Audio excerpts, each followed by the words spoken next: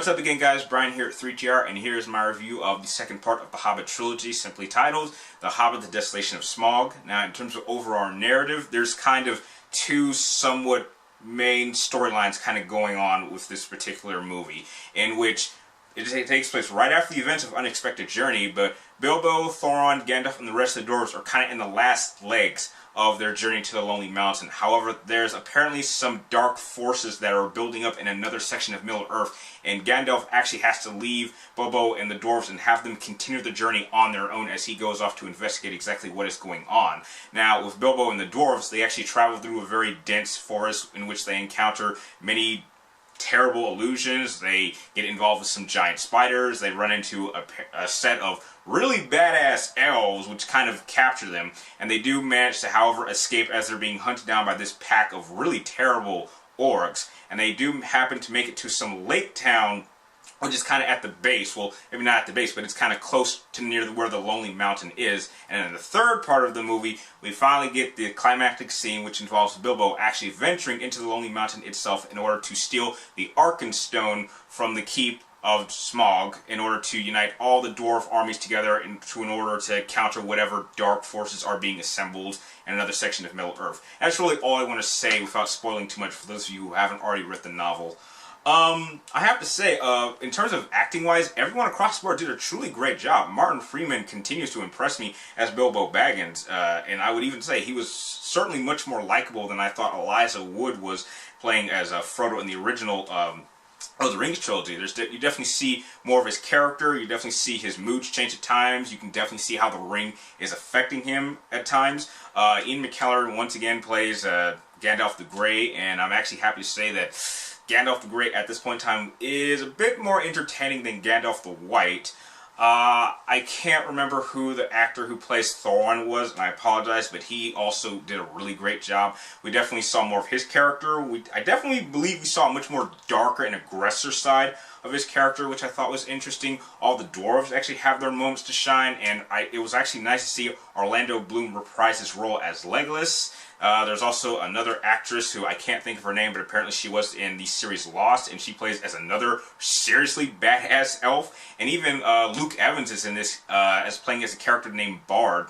And he's not really in this movie all too long, and he's not really given too much to do, but if you have read the book, you do know that his character is going to play a very essential role in probably the next movie, There and Back Again, which comes out next year.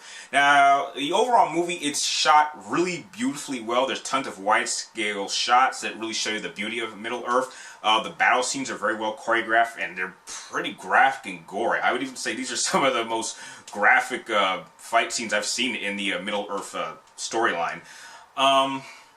Let's see, what else did they do right? There's a couple of scenes which involve a river, which there was a particular error that I had with it.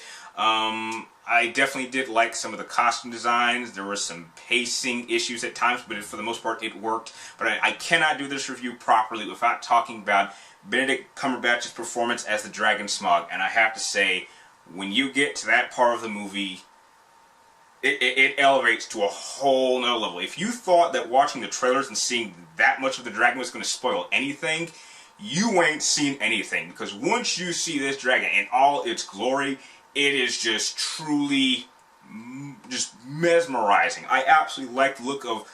I love the design that they did for Smaug. I liked how you actually got to see his body kind of glow when he was about to blow in fire. And just Benedict Cumberbatch just brings a whole series of personalities to this dragon. I mean, he's menacing, he's terrifying, and he's highly intelligent. I mean, when he's actually talking to Bilbo, he says, like, I know why you're here, so let's not play stupid. So I definitely liked that he was in the movie as much as he was, and I can't wait to see more of him in the next film.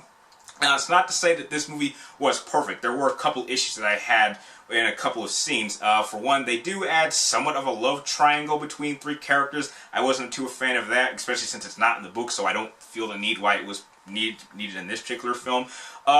In one particular scene also, while the dwarves are in the river being chased by orcs, there were, not sure if I was the only one that saw this, but there were several kind of shots where it looked like someone was actually in the river itself just holding a hand cam and was supposed to get wet, and it was just kind of weird because you could definitely tell the quality was just really cheap, but you know, it wasn't all that annoying. And there were a couple of, I felt, continuity issues with them explaining exactly how the ring works, because as we all know, whenever you're supposed to put on the ring, you're supposed to like kind of be freaked out and you start seeing the Eye of Sauron. However, that doesn't quite happen in this film, and Bilbo is actually using the ring quite extensively in some scenes. I mean, he has the ring on like 5-10 minutes at a time, as opposed to Frodo, who only had it on for a couple of seconds before freaking out. And I know some people would say, oh, Sauron isn't strong enough in order to actually affect the ring, but there's a particular scene that happens in this film which kind of crushes that. So these little issues did bother me a little bit, but it was not enough to really affect the overall movie experience. I didn't see this in 3D, however, I have heard that if you do see this in 3D, it is a pretty much enjoyable experience. And as a rating, I would have to give The Hobbit, The Desolation of Smaug a solid A.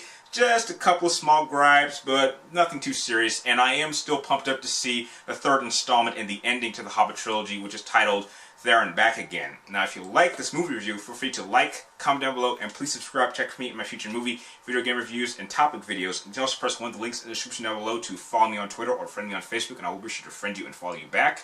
And like always, thank you guys for watching. You're awesome, and I will see you next time.